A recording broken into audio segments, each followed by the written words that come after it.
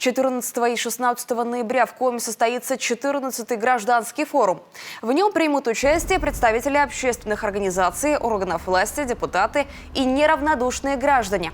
Основной темой форума станет консолидация гражданского общества как основа для развития Республики Коми. Цель – обсуждение вопросов гражданского общества и его роли в развитии региона. Немаловажным является конструктивный диалог и партнерство между властью и общественными организациями, которые уже не первый год способствуют повышению качества жизни в республике. Форум разделен на блоки. Разговор пойдет о семейных ценностях, о здоровье, сбережении, социально ответственном бизнесе. Будут подняты и актуальные вопросы жизни и работы некоммерческих организаций. Отдельный блок будет посвящен сохранению исторической правды. В условиях современных реалий мы прекрасно понимаем, что успешным обществом является сегодня то общество, которое консолидировано.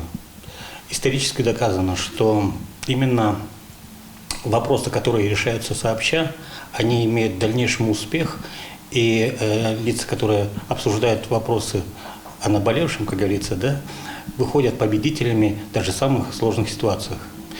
Сегодня Россия, когда Россия стоит на пороге новых вызовов, угроз, как никогда наш народ должен быть единым. Поэтому, учитывая именно этот тезис, мы формируем и проводим ежегодно гражданский форум в Республике Коми. Тема нашего форума – это консолидация гражданского общества как основа развития Республики Коми. Уникальность гражданского форума в том, что это системное событие проходит не первый год. Участники могут зарегистрироваться на сайте Общественной палаты Коми.